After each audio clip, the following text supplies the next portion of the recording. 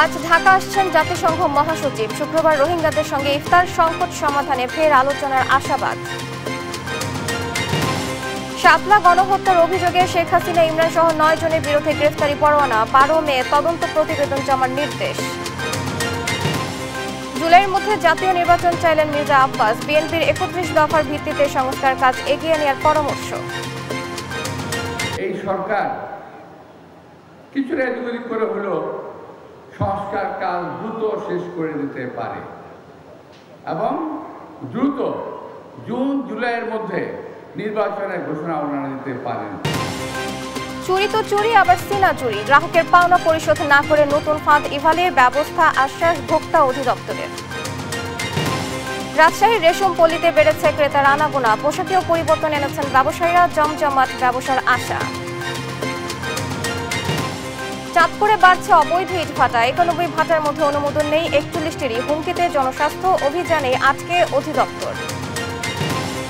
এবং আন্তর্জাতিক ক্রিকেট থেকে অবসরের ঘোষণা মাহমুদুল্লাহ রিয়াদের। সমর্থনের জন্য ধন্যবাদ দিলেন ভক্ত সতীর্থ কোচকে।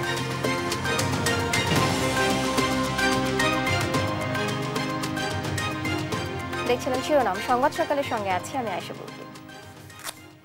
এবার বিস্তারিত।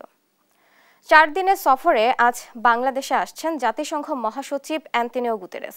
এ নিয়ে দ্বিতীয়বার সফরে আসছেন তিনি। শুক্রবার রোহিঙ্গা শরণার্থী শিবির পরিদর্শন এবং 1 লাখ রোহিঙ্গার সঙ্গে ইফতার করবেন প্রধান উপদেষ্টা এবং জাতিসংঘ মহাসচিব।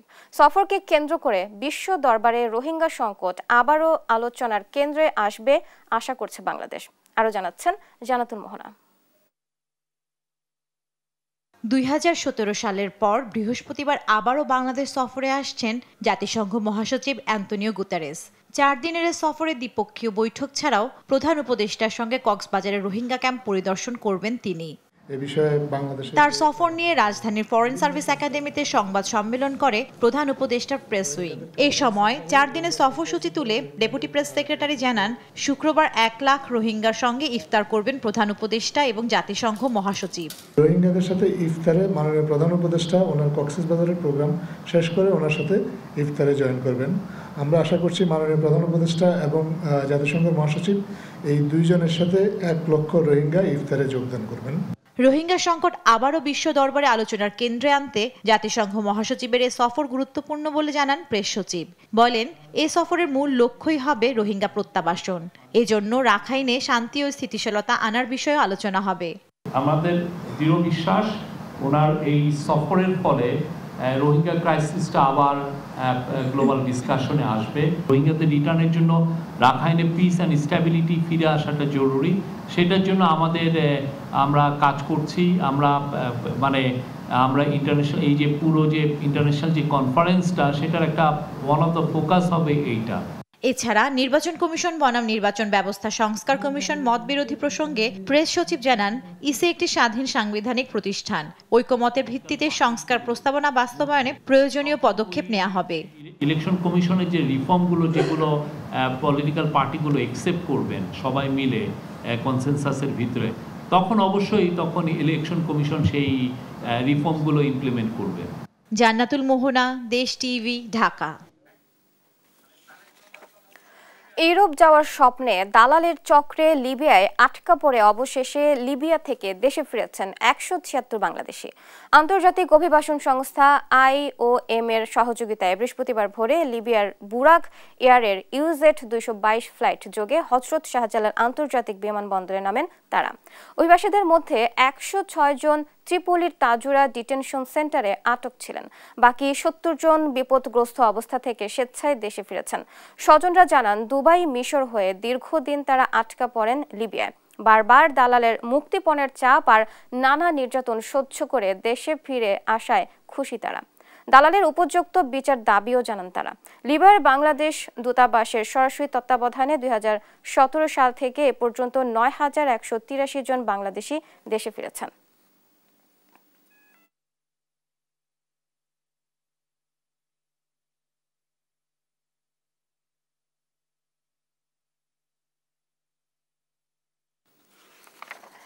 এ বিষয়ে আরো জানাতে বিমানবন্দর থেকে সরাসরি যুক্ত হচ্ছেন সহকর্মী আলিমুজ্জামান সফওয়ান।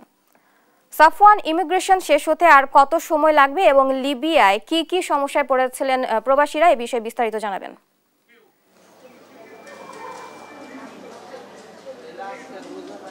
এই মুহূর্তে আমরা রয়েছি হযরত শাহজালাল আন্তর্জাতিক এয়ারপোর্টে এবং লিবিয়া থেকে যে 176 জন বাংলাদেশে এসেছে তারা কিন্তু আজ ভোর 4:30টার দিকে শাহজালাল বিমানবন্দরে এসে পৌঁছেছে। তো 176 জনের মধ্যে 106 জন তারা বিভিন্ন দালাল চক্রের মাধ্যমে প্রতারণার শিকার হয়ে তারা লিবিয়ার একটি কারাগার, ডিটেনশন সেন্টার যেটাকে বলা হয়, সেখানে তারা কিন্তু ছিল এবং বাকি যে 70 জন তারা স্বেচ্ছায় দেশে ফিরেছেন বলে আমাদেরকে জানিয়েছেন। তো স্বেচ্ছায় ফিরেছেন কারণ তারা বলছেন যে লিবিয়ার বর্তমান যে পরিস্থিতি সেটি খুব একটা ভালো নয়, তো তার কারণে তারা স্বেচ্ছায় দেশে ফিরেছেন। এছাড়া যে বাকি 106 জন যারা দালাল চক্রের মাধ্যমে আসলে লিবিয়া গিয়েছেন তারা বলছেন যে তাদেরকে আসলে ইটালি নেওয়ার কথা বলে বাংলাদেশ থেকে নিয়ে যাওয়া হয় এবং তাদেরকে প্রথমে কিন্তু দুবাই নেওয়া হয়, আর দুবাই থেকে তাদেরকে আসলে পাচার করে দেওয়া হয় মিশর থেকে তাদেরকে আবারও ইটালি নেওয়ার কথা বলে তাদেরকে সেখান থেকে পাচার করে দেওয়া হয় লিবিয়াতে। তো লিবিয়াতেও কিন্তু তাদের কাছে সেখানে আরেকটি দালাল চক্র কাজ করে, আর সেখানে দালাল চক্রের কাছে তাদেরকে তুলে দেওয়ার পর সেখানে কিন্তু লিবিয়া যখন তারা পৌঁছেছে, লিবিয়া থেকে কিন্তু তাদেরকে আবারও মুক্তিপণ তাদের কাছ থেকে আদায় করা হয়েছে এবং তাদের যে পরিবার রয়েছে, দেশে রয়েছে স্বজনরা, তাদেরকে ফোন করা হয়েছে এবং তাদেরকে মেরে ফেলার যে হুমকি এছাড়া অন্যান্য অত্যাচার করা হয়েছে বলেও তারা জানিয়েছে। তো সেখানে মোটা অঙ্কের একটি টাকা কিন্তু তারা সেখানে দালাল চক্রকে দিয়েছে। এছাড়া তারা যে বাংলাদেশ থেকে ইটালি যে যাওয়ার কথা বলে তারা যে গিয়েছে, সেখানে বিভিন্ন এজেন্সি এবং দালাল চক্র তাদের কাছ থেকে কিন্তু 18-20 লাখ টাকা করে হাতিয়ে নিয়েছে, এমনটিও কিন্তু তার স্বজনরা অভিযোগ করছেন এবং তারা সেখানে খুবই মানবতর জীবনযাপন করেছেন এবং সেখানে কিন্তু তারা কারাগারে ছিলেন এবং তাদের আসলে ঠিকমতো খাবার দেওয়া হয়নি, তাদের যে অন্যান্য যে সুযোগ সুবিধা সেগুলো কিছুই কিন্তু তারা পায়নি। তো পরবর্তীতে আসলে বাংলাদেশ থেকে যখন এই বিষয়টি জানতে পারে তখন বাংলাদেশ সেখানে যে লিবিয়ার যে দূতাবাস রয়েছে সেখানে কিন্তু যোগাযোগ করা হয় এবং পরবর্তীতে আসলে দু দেশের যে সরকার তাদের মধ্যে আসলে আলাপ আলোচনা চলে যে আসলে কীভাবে তাদেরকে আসলে দেশে ফিরিয়ে নিয়ে আসা হয়। তো এটি আসলে একটি চলমান প্রক্রিয়া এবং দীর্ঘ প্রক্রিয়া এবং আমরা যতটুকু জেনেছি যে আগামী 19 মার্চ এবং 26শে মার্চ আরও দুটি ফ্লাইটে বাংলাদেশিরা ফেরত আসার কথা রয়েছে এবং সেখানেও প্রায় আজ কিন্তু এসেছে 176 জন এবং সেখানে আসার কথা রয়েছে আরও প্রায় 3 শতাধিকেরও অধিক সংখ্যক বাংলাদেশি যারা বর্তমানে লিবিয়ায় আটকে পড়েছে, তাদের কিন্তু বাংলাদেশে আসার কথা রয়েছে। তো শাহজালাল বিমানবন্দরে আজ যখন 4টার দিকে 4টার কিছু পরে ফ্লাইটটি নামে, এখন কিন্তু সকাল 7টা পেরিয়ে গেছে, অর্থাৎ 3 ঘন্টারও বেশি সময় কিন্তু অতিক্রম হয়ে গেছে। এখন পর্যন্ত কিন্তু তারা শাহজালাল বিমানবন্দর ত্যাগ করেনি, ভিতরে যে কার্যক্রম রয়েছে সেগুলো কিন্তু চলছে এবং আমরা যতটুকু জানতে পেরেছি যে আইওএমের যে সংস্থাটি রয়েছে তারা কিন্তু ভেতরে তাদের সাথে কথা বলছেন এবং তাদের ওখানকার যে তাদের সহায়তায় কিন্তু বাংলাদেশে তারা আসলে ফিরতে পেরেছে জাতিসংঘের সহায়তায়। তো সেইটির কার্যক্রম চলছে, তারা ভিতরে যারা এসেছেন লিবিয়া থেকে তাদের সাথে কথা বলছেন এবং এখনও কিন্তু তারা বের। এছাড়া বাংলাদেশি যে গোয়েন্দা সংস্থার কর্মকর্তারা রয়েছে এবং সরকারের পক্ষ থেকে যারা এসেছেন যারা রয়েছেন তারাও কিন্তু তাদের সাথে কথা বলছেন। তো এটি আসলে কখন নাগাদ তারা আসলে এয়ারপোর্ট থেকে বের হয় সেটি কিন্তু আমরা নিশ্চিত করে এখনও বলতে পারছি না, তবে এখনও কিন্তু প্রায় ঘন্টা দুয়েক সময় লাগতে পারে, কারণ অনেক আসলে প্রসেসের মধ্য দিয়ে আসলে তাদেরকে আসতে হবে এবং তারা এখানে কিন্তু যখন তারা লিবিয়া থেকে আসলে ফিরছিল তখন লিবিয়ার যে দূতাবাস রয়েছে, বাংলাদেশি দূতাবাস, আর সেখান থেকে একটি নির্দেশনা তাদেরকে দেওয়া হয়, যেমন সেটি ছিল এমন যে বাংলাদেশে এসে তারা যেই দালাল চক্রের মাধ্যমে আসলে সেখানে গিয়েছে বা যারা তাদেরকে প্রভাবিত করেছে এই অবৈধ পথে আসলে বিদেশ যাওয়ার জন্য, তাদের যে তথ্য সেগুলো কিন্তু তাদেরকে দেওয়ার জন্য বলা হয়েছে। তো আমরা যেটি ধারণা করছি যে এয়ারপোর্টের যে কার্যক্রম রয়েছে সেগুলো হচ্ছে এবং পাশাপাশি জাতিসংঘ এবং বাংলাদেশি যে আইনি সংস্থা রয়েছে, গোয়েন্দা সংস্থা রয়েছে, তারাও কিন্তু একই সাথে আসলে সেই তথ্যগুলো তাদের কাছ থেকে আসলে নিচ্ছেন এবং সেগুলো যাচাই বাছাই করছেন এবং তারা কিন্তু প্রতারণার শিকার হয়ে গেছেন। এবং শুধু তারাই নয়, প্রতি বছরই বাংলাদেশ থেকে আসলে লক্ষ লক্ষ মানুষ বিদেশে যায় আসলে উন্নত জীবনযাপনের আশায় এবং বেশিরভাগ মানুষই দেখা গেছে যারা প্রবাসী রয়েছেন, শ্রমিক রয়েছেন, তারা কিন্তু প্রতারণার শিকার হন। এটি আসলে নতুন কিছু নয়, যতই আসলে সরকারের পক্ষ থেকে তাদেরকে সতর্ক করা হয় তারা কিন্তু আসলে সে নিয়মটি আসলে সরকারের যে নিয়ম নীতি সেগুলো কিন্তু মানেন না। তারা আসলে অতিরিক্ত লোভে, অতিরিক্ত টাকা পয়সা যে রোজগার সেটির আশায় কিন্তু তারা অবৈধ পথে আসলে ইউরোপের বিভিন্ন জায়গায় যাওয়ার চেষ্টা করে এবং এই ভূমধ্য সাগরও যে যাত্রাপথটি রয়েছে যেটি ইতালিতে ছাড়া অন্যান্য ইউরোপের দেশে যায়, সেখানে কিন্তু প্রতি বছরই আমরা আসলে খবর পাই যে অনেক মানুষ আসলে মারা যায়, এর মধ্যে অনেক উল্লেখযোগ্য সংখ্যক বাংলাদেশিও কিন্তু থাকে এবং এছাড়াও অন্যান্য যে ইউরোপের দেশগুলো রয়েছে সেখানেও কিন্তু বিপুল পরিমাণে আসলে বাংলাদেশিরা বিভিন্ন জেলে রয়েছেন বা বিভিন্ন কারাগারের বিভিন্ন বিদেশি সংস্থার কাছে কিন্তু তারা দীর্ঘদিন আটক থাকে এবং এইটি কিন্তু একটি দীর্ঘসূত্রতার মাধ্যমে তাদেরকে ফিরিয়ে আনার যে প্রক্রিয়া সেটি কিন্তু করা হয়। এটি আসলে অনেক সময় সাপেক্ষ ব্যাপার। তো সব কিছু মিলিয়ে তো আজকে 176 জন ফিরেছে, এর মধ্যে 106 জন তারা লিবিয়ার একটি ডিটেনশন সেন্টারে ছিল, এমনটাই কিন্তু আমরা জানতে পেরেছি। এবং যেটি জানাচ্ছিলাম শুরুতে যে বাকি যে 70 জন তারা লিবিয়াতেই ছিল এবং লিবিয়া থেকে তারা স্বেচ্ছায় বাংলাদেশে চলে আসতে চেয়েছে। কিন্তু তারা বলছে যে তাদের যেই লিবিয়াতে যে জীবনযাত্রার মান এবং লিবিয়ার বর্তমান যে পরিস্থিতি সেটি খুব একটা ভালো নয়, যার কারণে তারা বাংলাদেশকে আসলে ভালো থাকার জন্য মনে করছেন, যার কারণে তারা কিন্তু ফিরে এসেছেন। এবং আরেকটু আসলে জানিয়ে দিতে চাই যে আগামীতে আরও 2টি ফ্লাইট আসার কথা রয়েছে একই জায়গা থেকে, লিবিয়া থেকে, এবং সেখানে প্রায় 3 শতাধিক বাংলাদেশি ফেরত আসার কথা রয়েছে। তো দুই দেশের মধ্যে আসলে দীর্ঘদিন ধরে আলাপ আলোচনা চলছিল যে কবে নাগাদ তাদেরকে ফেরত নিয়ে আসা হবে এবং তাদেরকে কিভাবে আসলে বাংলাদেশে এনে তাদেরকে পুনর্বাসিত করা হবে, এরকমটি আসলে চলছিল, আমরা এমনটি জানতে পেরেছি। তো আজকে ভোর 4টার কিছু পরে আসলে যে ফ্লাইট সেটি কিন্তু হযরত শাহজালাল আন্তর্জাতিক বিমানবন্দরে পৌঁছায় এবং এটি ছিল বুরাক এয়ারওয়েজের একটি চার্টার্ড বিমান। আসলে বুরাক এয়ারওয়েজ যে বিমানটি সেটি কিন্তু বাংলাদেশে সাধারণত কখনোই আসে না, এটি লিবিয়ার একটি এয়ারলাইন্স এবং স্পেশাল যে ফ্লাইট সেই ফ্লাইটে করেই কিন্তু এই 176 জন যে বাংলাদেশি তাদেরকে কিন্তু আজকে হযরত শাহজালাল আন্তর্জাতিক বিমানবন্দরে নেওয়া হয়েছে। এবং এখন যে চলমান প্রক্রিয়াটি রয়েছে সেটি হচ্ছে IOM করছে এবং পাশাপাশি বাংলাদেশি যারা গোয়েন্দা সংস্থা তারা কিন্তু এটি করছে। তো আমরা আশা করছি যে কিছুক্ষণের মধ্যে বাহিরেও দেখতে পাচ্ছি যে যারা এসেছেন তাদের স্বজনেরা কিন্তু তাদের জন্য অপেক্ষা করছেন এবং তারা কিন্তু অনেকটা আসলে নির্যাতিত নিপীড়িত হয়ে দেশে ফিরেছেন। এর মধ্যে কিন্তু আমি জানিয়ে দিতে চাই তারা কিন্তু অনেকেই রয়েছেন অনেক অসুস্থ, তাদের আসলে উন্নত চিকিৎসার প্রয়োজন, সেখানে তারা কিন্তু চিকিৎসার যে সুযোগ সেটিও কিন্তু তারা পাচ্ছিল না। আর দিন দিন আসলে কিন্তু তাদের যে শারীরিক অবস্থা সেটি কিন্তু আরও অবনতির দিকে যাচ্ছিল। তো সব কিছু মিলিয়ে গতকাল লিবিয়া যে বাংলাদেশ দূতাবাস রয়েছে সেখানকার যে ফেসবুক পেজ এবং সেখানকার যে রাষ্ট্রদূত তাদের পক্ষ থেকে জানানো হয়েছে এই আজকে যেই ফেরার বিষয়টি এবং এই স্পেশাল ফ্লাইটে করে তাদেরকে পাঠানো হয়েছে। এবং আমরা এই মুহূর্তে শাহজালাল বিমানবন্দরে অবস্থান করছি। আমরা আশা করছি যে কিছুক্ষণ পরে আসলে তারা এখান থেকে আসলে এই বিমানবন্দরের ভিতরে যত কার্যক্রম রয়েছে সবগুলো শেষ করে তারা একে একে বেরিয়ে আসবেন এবং তাদের স্বজনদের সাথে আসলে কথা বলবেন। তো এমনটাই আসলে আমাদেরকে জানিয়েছে। তো এই ছিল আমার কাছে হযরত শাহজালাল আন্তর্জাতিক বিমানবন্দর থেকে সর্বশেষ খবর। সাফওয়ান, আপনাকে ধন্যবাদ। দর্শক, ইউরোপ যাওয়ার স্বপ্নে দালালের চক্রের প্রলোভনে লিবিয়ায় আটকা পড়া 176 বাংলাদেশি দেশে ফিরেছেন, এই বিষয়ে জানাচ্ছিলেন সহকর্মী সাফওয়ান।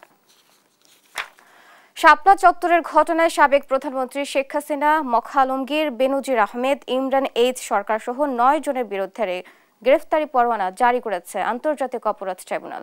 এই হত্যাকাণ্ডে গণজাগরণ মঞ্চের নেতা কর্মীরা সরাসরি জড়িত ছিল বলে জানান চিফ প্রসিকিউটর তাজুল ইসলাম। 12 মে তদন্ত প্রতিবেদন জমা হবে জানিয়ে তিনি বলেন, শাপলা চত্বরে ঠিক কতজন প্রাণ হারিয়েছেন তা তদন্ত প্রতিবেদন পেলেই জানা যাবে। সাবরিনা মজুমদারের রিপোর্ট।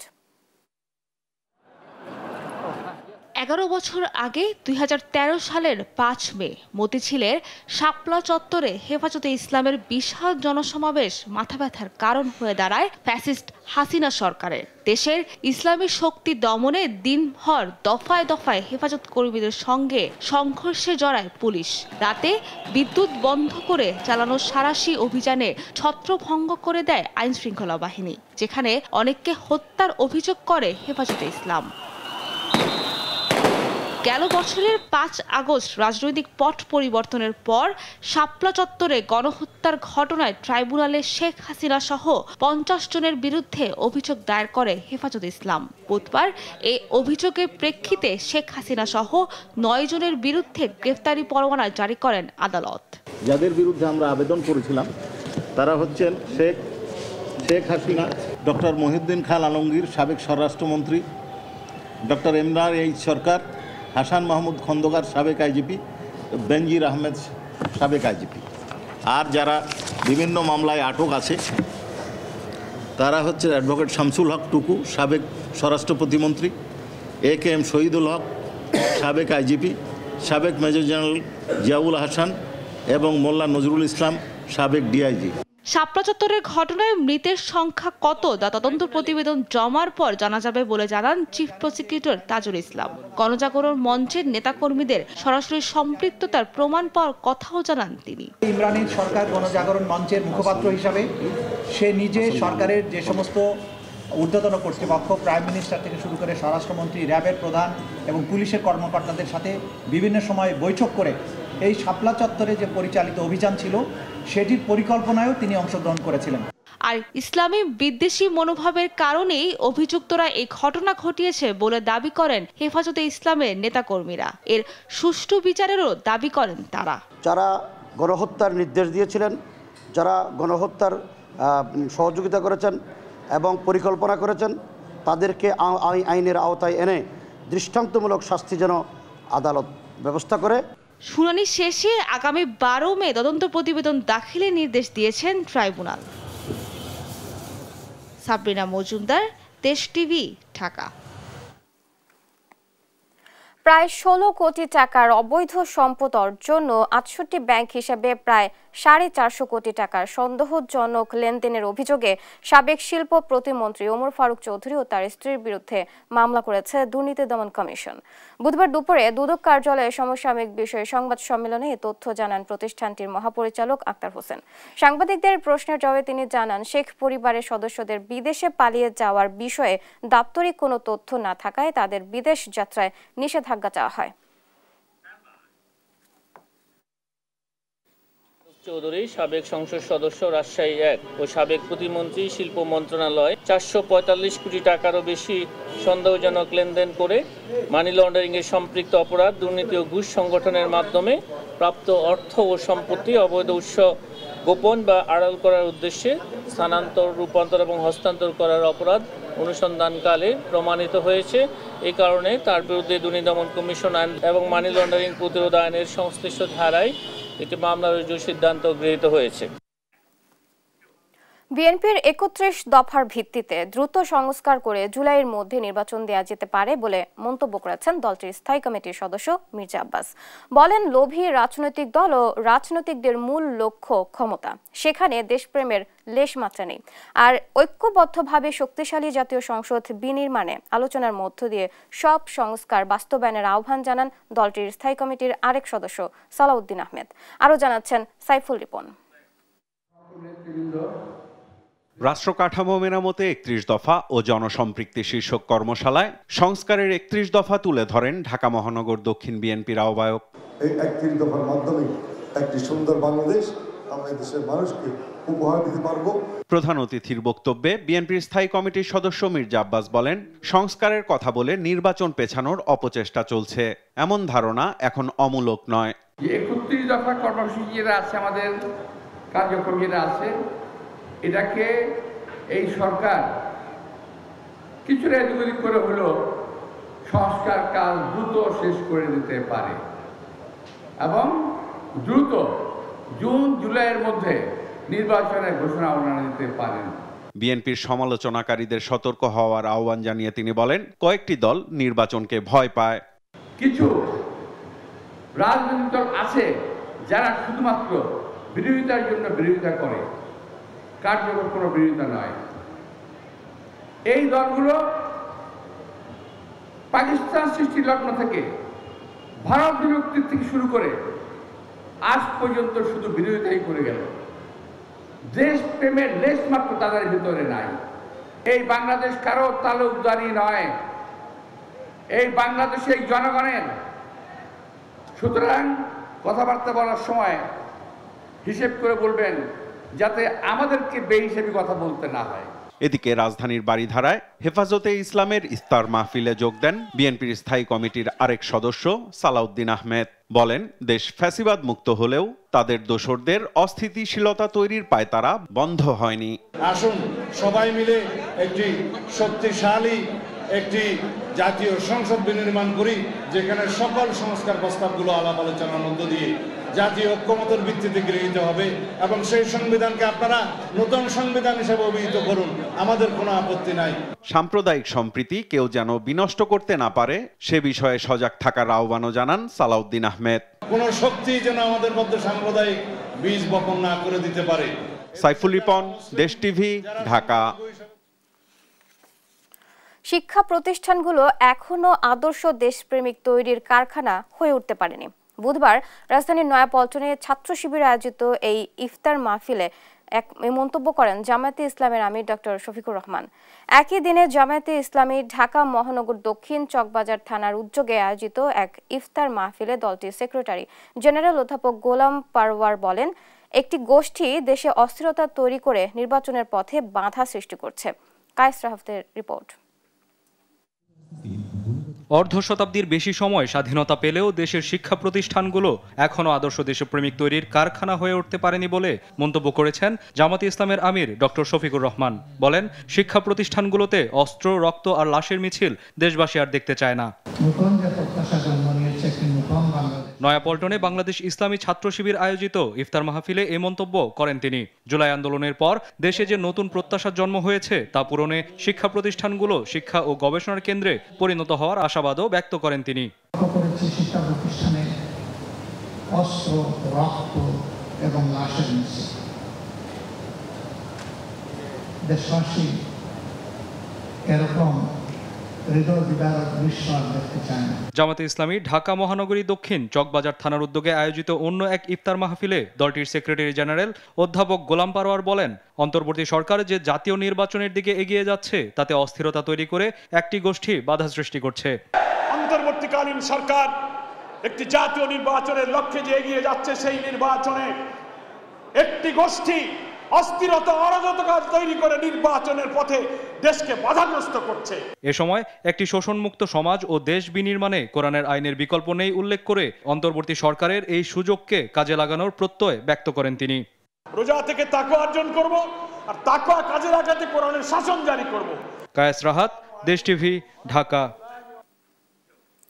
2025 সালের মধ্যে সব গ্রাহকের পাওনা পরিশোধের কথা বলে জামিন পেয়েছিলেন ই-কমার্স প্রতিষ্ঠান ইভালির সিইও রাসেল। তবে দেনা পরিশোধের ধারের কাছেও নেই তিনি। অনুসন্ধান বলছে, গ্রাহকের পাওনা পরিশোধের নামে নতুন ফাঁদ পেতেছেন রাসেল। নিজ প্রতিষ্ঠানের লোকদের গ্রাহক সাজিয়ে চেষ্টা করছেন গেটওয়েতে আটকে থাকা টাকা তুলে নিতে। আর এমন জালিয়াতির কথা স্বীকার করেছে ভোক্তা অধিদপ্তরের মহাপরিচালকও। বিস্তারিত জানাচ্ছেন আলিমুজ্জামান সফওয়ান। কথা ছিল 2025 সালের মধ্যে গ্রাহকের সব পাওনা পরিশোধ করবে ইভেলি। এমন শর্তে জামিন নিয়েছিল প্রতিষ্ঠানটির সিইও রাসেল ও তার স্ত্রী শামিমা নাসরিন। কিন্তু বাস্তবে তার ফল কতটুকু, তার অনুসন্ধানে এবার দেশ টিভি। নাজমুল হক উজ্জ্বল 2021 সালে 12 লাখ টাকার বিভিন্ন পণ্য অর্ডার করেন ইভ্যালিতে। তারপর পুরো টাকাই আটকে যায়। সবশেষ রিফান্ডের নামে তার বিকাশে যোগ হয়েছে মাত্র 11 টাকা। আমি একদিন আমার বিকাশে আসছে 11 টাকা, আরেকদিন আসছে 26 টাকা। তারপর আমি খুঁজ নিতে গেলে ইভ্যালির টাকা ফেরত আসছে। আমাদের দু একজন গ্রাহক, তাদের সাথে কথা বললাম, আপনাদের কি এরকম হয়েছিল? ওরা বলছে যে আমাকে 550, কেউ 70, কেউ 60 টাকা এরকম করে ফেরত দিচ্ছে। ইভ্যালির এমন প্রতারিত গ্রাহকের সংখ্যা প্রায় কয়েক লাখ। প্রথমে ধৈর্য ধরলেও এখন এসব গ্রাহকের ক্ষোভের বহিঃপ্রকাশ ঘটছে সামাজিক যোগাযোগ মাধ্যমেও। আমাদের কি হাতিয়ার আছে সেটা ব্যাপার। মুক্তি পাওয়ার পর লাইভে এসে 2 বছরের মধ্যে সব দেনা পরিশোধের কথা বললেও সেই প্রতিশ্রুতির ধারে কাছেও নেই ই-কমার্স প্রতিষ্ঠানটি। আমি সহ আমাদের মতো এরকম 2 লাখ গ্রাহক আছে যারা হচ্ছে তার কাছে আমরা পণ্য কেনার জন্য টাকা দিছি। আমাদের টাকাগুলো সে প্রতারিত করে বাইরে পাচার করে দিচ্ছে। অনেক টাকা ওর কাছে আছে। ও এত টাকা আছে যে ও কখনো এই বাসায় গুলশান, বনানী, ধানমন্ডির মতো জায়গায় লাক্সারি গাড়ি ইউজ করছে, সে বিভিন্ন রেস্টুরেন্টে যাচ্ছে, ও লোকালি কোথাও যাচ্ছে না। তো একটা মানুষ কখন লাক্সারি লাইফ লিড করে? যখন তার কাছে লিকুইড ফান্ড আছে। উল্টো ভোল পাল্টে ফাঁদপাতের নতুন প্রতারণার অভিযোগ আছে। গ্রাহকদের টাকা ফেরত দেওয়ার ভুয়া তালিকা দিয়ে গেটওয়েতে আটকে থাকা প্রায় 1.5 কোটি টাকা তুলে নেওয়ার চেষ্টা চালায় রাসেল শামিমা দম্পতি। গেটওয়ের যে টাকাগুলো ছিল, গেটওয়ের টাকা যাদের ছিল, ভুক্তভোগী তো পাই নাই। রাসেল বাটপার কি করছে, তার যে সহযোগী নাসির, ফয়সাল, সাকিবরা আছে, তাদের নামে টাকাগুলো বের করে নিয়েছে ব্যাংক থেকে। এদিকে আর্থিক জালিয়াতির মাধ্যমে ভুয়া গ্রাহকের অ্যাকাউন্ট ও নিজস্ব লোক দ্বারা টাকা তোলার বিষয়টি নজরে এসেছে ভোক্তা অধিদপ্তরের। প্রতিষ্ঠানটির মহাপরিচালক জানান, সব গ্রাহকের তথ্য যাচাই বাছাই করেই রিপোর্ট প্রকাশ করা হবে। প্রায় 35,000-এর অতিরিক্ত অভিযোগ আমরা পেয়েছি। ফলে এগুলোকে আমাদেরকে যাচাই বাছাই করে তাদেরকে নোটিশ দিতে হবে, অপর পক্ষকে নোটিশ দিতে হবে, নোটিশ দিয়ে শুনতে হবে সমস্যাটা কি, তারপরে গিয়ে সেটা অ্যাজ ফার দ্য ল এগুলো আমরা তাদেরকে টাকাটা পরিশোধ করার জন্য অনুরোধ করব। এসব অভিযোগের বিষয়ে জানতে অভিযুক্ত রাসেলের মুঠোফোনে বেশ কয়েকবার যোগাযোগ করলেও তার সাড়া মেলেনি। আলিমুজ্জামান সাফওয়ান, দেশ টিভি, ঢাকা। দেখছেন সংবাদ সকাল। ঈদ সামনে রেখে রাজশাহীর রেশম পল্লীতে বাড়ছে ক্রেতা সমাগম। ক্রেতার চাহিদা মাথায় রেখে ঐতিহ্য ও আধুনিকতার মিশেলে পোশাকে পরিবর্তন এনেছেন ব্যবসায়ীরা। আবহাওয়া ও সব বয়সের ক্রেতার পছন্দের সঙ্গে তাল মিলিয়ে সিল্ক কারখানাগুলোতে তৈরি হচ্ছে নতুন রং ও ডিজাইনের পোশাক। বেচাকেনা নিয়ে বেশ আশাবাদীও তারা। কাজী শাহিদের প্রতিবেদন। উৎসব পার্বণে নিজেকে বর্ণিল রূপে সাজাতে নারীদের পছন্দের তালিকায় সবার উপরের দিকেই থাকে রাজশাহী সিল্ক। ঈদকে সামনে রেখে ঐতিহ্য আর আভিজাত্যে মোড়া সিল্কের চাহিদা বেড়েছে। রেশম কারখানাগুলোতেও বেড়েছে ব্যস্ততা। সিল্কটা এবার একটু বেশি ডিজাইন, অত্যাধুনিক ডিজাইন। সিল্ক একটা আমাদের রাজশাহী শহরের একটা ঐতিহ্যবাহী, আর সিল্কের একটা শাড়ি ঈদেটা আমরা আসলে প্রেফার করি সবসময়। আমাদের একটা নিজস্ব বাংলাদেশের দেশীয় প্রোডাক্ট, এটা বিদেশ থেকে কিছুই আসে না। প্রতিবারের মতো এবারও আবহাওয়া ও ক্রেতার চাহিদা মাথায় রেখে র সিল্ক, বলাকা, তসর, মটকা, ক্রাফট ও স্টোনের উপর শাড়ি থাকছে রেশম পল্লীতে। মসলিন সিল্কটার পরে দেখছি প্রথম থেকেই বেশ চাহিদা চলছে আর কি। এর মধ্যে বলাকা সিল্কের পরে কাজ, সফট সিল্ক, আর্ট পিন, এগুলো বেশ ভালোই ডিমান্ড। আমাদের খুব সুন্দর এবার প্রত্যাশার প্রাপ্তি ঘটবে। তারপরে তো দেখছেন এই লোকজনের আনাগোনা, এগুলো মিলে ভালো। সিল্ক পল্লীতে ক্রেতার আনাগোনা বাড়ছে, তবে 15 রমজানের পর ব্যবসা জমজমাট হবে আশা ব্যবসায়ীদের। বৃশ্চিক এলাকায় যে রমরমা যে ব্যবসাটা, সেটা এখনো পর্যন্ত শুরু হয়নি। তারপরে আমরা আশা করছি যে 15 রমজানের পর এই বিষয়টা শুরু হবে, যেহেতু রাজশাহীর বাইরের থেকে যারা আসে তারা একটা না একটা সিল্কের কাপড় নেই। আগামী কিছুদিন রেশম কাপড়ের ব্যবসা জমবে, তবে আগের বছরগুলোর তুলনায় মোট কেনাবেচা কিছুটা কমতে পারে বলে মনে করছেন ব্যবসায়ীরা। কাজী শাহেদ, দেশ টিভি, রাজশাহী। 2024-25 অর্থ বছরের প্রথম 6 মাসে হিলি স্থলবন্দর থেকে রাজস্ব আদায় ঘাটতি 43,93,00,000 টাকা। ব্যবসায়ীরা বলছেন, একদিকে ডলার সংকট, অন্যদিকে ব্যাংকের অসহযোগিতা। এছাড়াও বেহাল রাস্তাঘাটের কারণেও অনেক ব্যবসায়ী এই বন্দর ছেড়েছেন বলে জানান তারা। দিনাজপুর থেকে হারুনুর রশিদের তথ্য ছবিতে আব্দুল্লাহ আল মারুফের রিপোর্ট।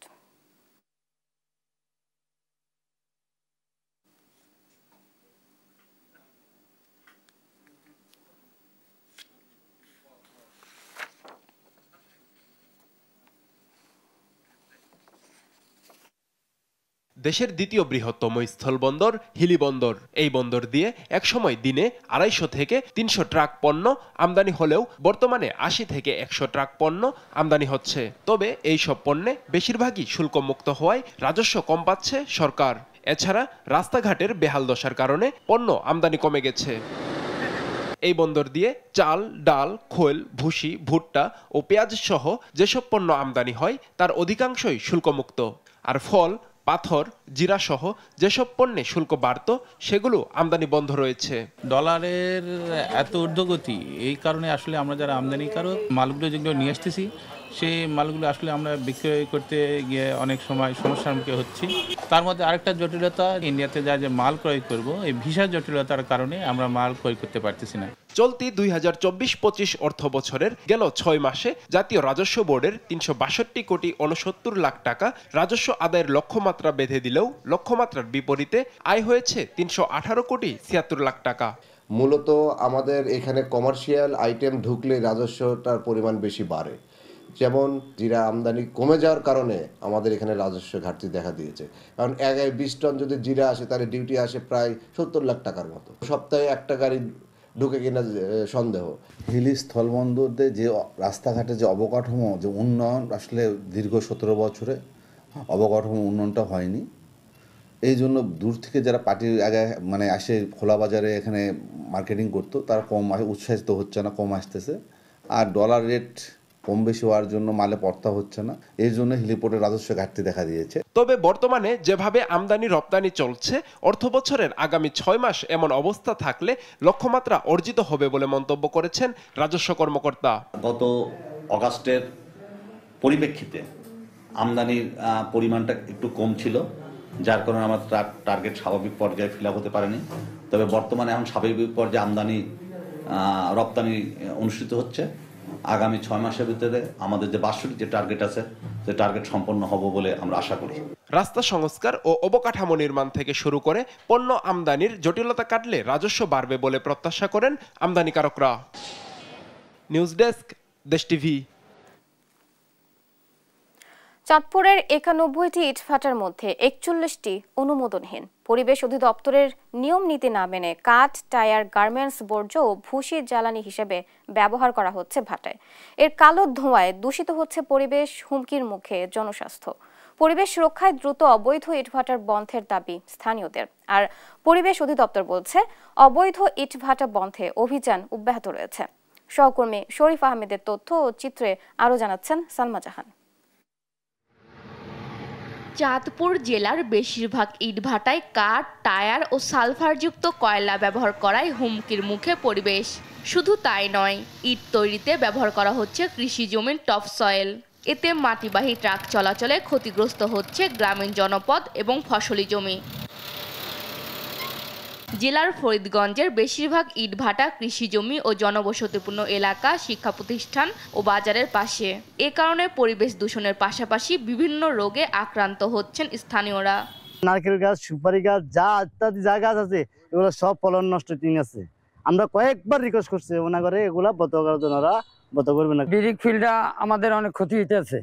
এই বিরিক ফিল্ডের কারণে আমাদের ফলাদি কোনো কিছু ধরে না, ঘর বাড়ি সব নষ্ট হয়ে যেতেছে কালো ধুমায়। যে কোনো প্রতিষ্ঠানের পাশে এই ব্রিক ফিল্ডটা কিন্তু সমচিহ্ন নয়, তো সেটা বারবারই কিন্তু বিভিন্ন পত্রিকা বা বিভিন্ন চ্যানেল এখানে আসছে। উদ্বোধন কর্তৃপক্ষ বারবারই এটার নিষেধাজ্ঞা প্রয়োগ করে আসছে। তবে চাঁদপুরে অবৈধ ইটভাটা বন্ধে অভিযানে নেমেছে জেলা প্রশাসন ও পরিবেশ অধিদপ্তর। ইতোমধ্যে কয়েকটি ভাটা ভ্রাম্যমাণ আদালতের মাধ্যমে গুড়িয়ে দেওয়া হয়েছে। পর্যায়ক্রমে অবৈধ সব ভাটা উচ্ছেদের কথা জানিয়েছে পরিবেশ অধিদপ্তর। ইতিপূর্বে আমরা জেলা প্রশাসক মহোদয়ের নেতৃত্বে সকল চাঁদপুর জেলার সকল ইটভাটা মালিকদের নিয়ে আমরা একটা সভা করেছি। সেখানে অবৈধ ইটভাটা বন্ধের জন্য একটা নির্দেশনা ছিল এবং জেলা প্রশাসক মহোদয় একটা ডেডলাইন নির্ধারণ করে দিয়েছিলেন যে এই তারিখের মধ্যে সকল ইটভাটা বন্ধ করে দিতে হবে। যেসব ইটভাটা বন্ধ করবে না তাদের বিরুদ্ধে আমরা প্রয়োজনীয় আইনানুগ ব্যবস্থা গ্রহণ করব। ফরিদগঞ্জে যে অবৈধ ভাটাগুলো রয়েছে আমরা এক্সকেভেটর দিয়ে এর মোটামুটি ঘুরিয়ে দিয়েছি এবং ফায়ার সার্ভিস দিয়ে এর আগুন সম্পূর্ণরূপে নিভিয়ে দিয়েছি। বিজ্ঞ আদালতের নির্দেশনা মোতাবেক আমাদের কার্যক্রম অব্যাহত থাকবে। ইটভাটা বন্ধে প্রশাসন অভিযান অব্যাহত রাখবে, এমনটাই প্রত্যাশা চাঁদপুরবাসীর। নিউজ ডেস্ক, দেশ টিভি। এবার রমজানের শুরু থেকেই পর্যটক শূন্য হয়ে পড়েছে কক্সবাজার। এরই মধ্যে বন্ধ হয়ে গেছে হোটেল, মোটেল ও সৈকত কেন্দ্রিক কয়েক হাজার ব্যবসা প্রতিষ্ঠান। পর্যটক খরায় দুশ্চিন্তায় ব্যবসায়ীরা। তবে ঈদ ঘিরে আবারও প্রাণ সঞ্চার হওয়ার আশা সংশ্লিষ্টদের। সহকর্মী আব্দুর রহমানের প্রতিবেদন জানাচ্ছেন টুম্পা আফরোজ। কক্সবাজার সৈকতের সুগন্ধা পয়েন্টের প্রবেশ মুখের দৃশ্য এটি। চিরচেনা যানজট নেই, ফাঁকা সড়ক আর নিচের প্রবেশপথের দুপাশের অধিকাংশ দোকানপাট বন্ধ। পর্যটক না থাকায় শহরের রেস্তোরাঁগুলোতেও একই চিত্র। খালি পড়ে আছে ৫ শতাধিক হোটেল, মোটেল, রিসোর্ট আর গেস্ট হাউসের রুম। 4.5 মাস ভালো ব্যবসার পর রমজানের শুরু থেকেই পর্যটক শূন্য কক্সবাজার। এমন পরিস্থিতিতে ধস নেমেছে হোটেল, রেস্তোরাঁ, পরিবহন খাতসহ সামগ্রিক ব্যবসা বাণিজ্যে। প্রায় জনশূন্য সৈকতে অলস সময় কাটছে ক্ষুদ্র ব্যবসায়ী, বিচ বাইক চালক, ঘোড়াওয়ালা ও ফটোগ্রাফারদের। পর্যটক হাহাকারে খালি পড়ে আছে সৈকতের ছাতা চেয়ারগুলোও। সকাল থেকে ব্যবসা আপনার তো এই যে আপনার বুঝলাম মতো এখানে ব্যবসা পর্যটক আসতেছে। রমজান থেকে ব্যবসা নেই এখন, ফাঁকা ফাঁকা। রমজান মাসে একটু কম, ঈদের সময় পর্যটক আসবে তখন আমাদের ব্যবসা আলহামদুলিল্লাহ ভালো হবে। করে আসে ডেলার টাকা সে তুলতে পারেনি, কিছু নিয়ে না খালি। পর্যটক না থাকায় বর্তমানে বন্ধ রয়েছে হোটেল, মোটেল জোনের অধিকাংশ ব্যবসা প্রতিষ্ঠান। তবে এর ফাঁকে ঈদ ঘিরে ব্যাপক পর্যটক সমাগমের আশায় কিছু হোটেল, রেস্তোরাঁয় চলছে সংস্কার কাজ। রমজান মাসে আমাদের পর্যটক নেই বললেই চলে। আমরা রমজান মাসে সাধারণত তেমন একটা গেস্ট আশাও করি না এবং গেস্ট নিয়ে আমাদের তত একটা মাথা ব্যথা থাকে না। আমাদের মূল টার্গেট থাকে হোটেল সংস্কার। ঈদের মৌসুমের গেস্টকে ভালোভাবে রাখার জন্য তাই করা হয় মূলত। আসলে কোনো বিজনেসের কোনো সুযোগও নাই। ঈদের ছুটিতে আবারও সমুদ্রের নোনা জলে উচ্ছ্বাসে মেতে উঠবেন হাজারো পর্যটক, প্রাণ ফিরে পাবে পর্যটন নগরী কক্সবাজার, এমন প্রত্যাশা সংশ্লিষ্টদের। নিউজ ডেস্ক, দেশ টিভি। পটুয়াখালীর গলাচিপায় 500 বছরের পুরনো মোঘল আমলের মুসলিম ঐতিহ্যের প্রাচীন ও অন্যতম নিদর্শন এক গম্বুজ বিশিষ্ট গোরিন্দা জামে মসজিদ। তবে রক্ষণাবেক্ষণের অভাবে প্রত্নতত্ত্ব স্থাপত্য শিল্পের অপরূপ সৌন্দর্যে এই নিদর্শনটি বর্তমানে হারিয়ে যাওয়ার উপক্রম। পটুয়াখালী থেকে সহকর্মী সাইদ ইব্রাহিমের প্রতিবেদন, জানাচ্ছেন টুম্পা আফরোজ।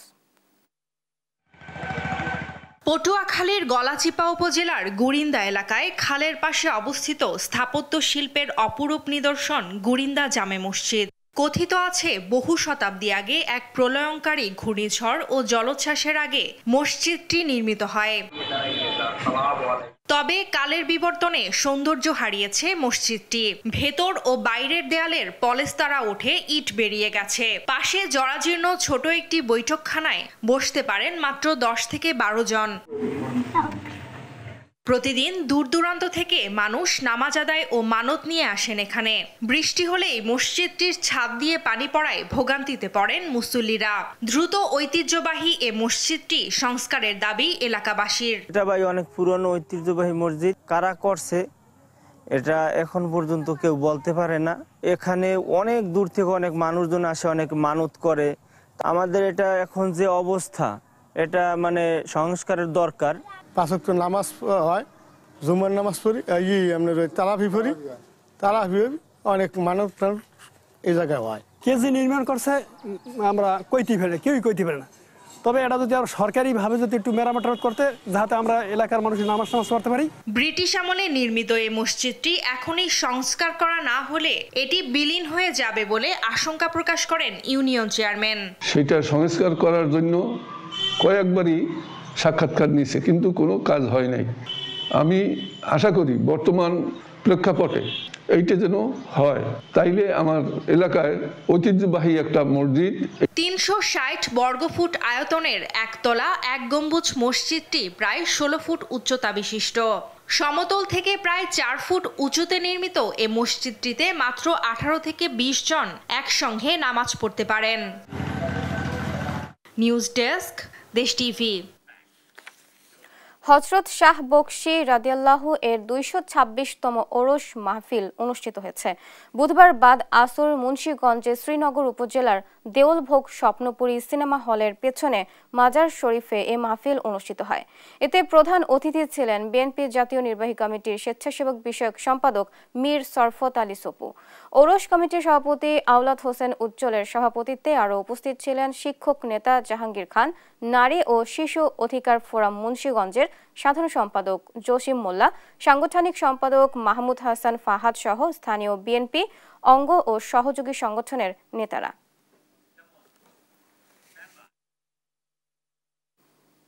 দেখছেন সংবাদ সকাল। ব্রাজিলের বেলেম ডো প্যারাকে অবস্থিত আমাজনের গহীনে অনুষ্ঠিত হবে 30তম আন্তর্জাতিক জলবায়ু সম্মেলন COP30। 25 নভেম্বর আলোচনায় বসবেন বিশ্ব নেতারা। তবে জাঁকজমক সম্মেলন আয়োজনের সুযোগে আমাজনের 10,000 একর বন সাফ করে মহাসড়ক তৈরির প্রকল্প নিয়ে উঠেছে সমালোচনার ঝড়। নীরব দাসের রিপোর্ট। আন্তর্জাতিক জলবায়ু সম্মেলন সামনে রেখে 4 লেনের মহাসড়ক গড়ে উঠছে আমাজন রেইনফরেস্টের মধ্য দিয়ে। ব্রাজিলের প্রেসিডেন্ট ও পরিবেশ মন্ত্রীর মতে 25 নভেম্বর এক ঐতিহাসিক সম্মেলনের সাক্ষী হতে চলেছে বিশ্ব, যেখানে বিশ্ববাসীর সামনে তুলে ধরা হবে আমাজন ও এর বন্যজীবন রক্ষার প্রয়োজনীয়তা এবং কেন্দ্রীয় সরকারের তৎপরতা। বেলেম অঞ্চলের অবকাঠামো বিষয়ক প্রশাসনের দাবি 30টি আধুনিকায়ন প্রজেক্টের অন্যতম এই মহাসড়কটি, যা অঞ্চলটির অর্থনীতি ও সাধারণের জীবনযাত্রার মানকে আরও উন্নত করবে। এছাড়া কেন্দ্রীয় সরকারের অর্থায়নে 81 মিলিয়ন মার্কিন ডলার খরচ করে বিমানবন্দর আধুনিকায়নের কাজ চলছে। আন্তর্জাতিক গণমাধ্যমকে দেয়া সাক্ষাৎকারে এমনটাই জানায় ব্রাজিল প্রশাসন। প্রজেক্টের মধ্য দিয়ে আমরা সাধারণের জীবনযাপনে পরিবর্তন নিয়ে আসতে সক্ষম হব, এমনকি একটি অসাধারণ COP30 আয়োজন করতে পারবো। বন্যপ্রাণীদের চলাচলে কোনো রকম বাধা পড়বে না। অতিথিদের স্বাগত জানাতে মহাসড়কের পাশেই হোটেল ও রেস্তোরাঁ গড়ে উঠবে। যে জলবায়ু সম্মেলনে পরিবেশ ও বন্যপ্রাণীর সুরক্ষা নিশ্চিত হওয়ার কথা, সেখানে সম্মেলনকে ঘিরেই বন উজাড় করায় তীব্র নিন্দা করেছে বর্তমান ব্রাজিল প্রশাসন।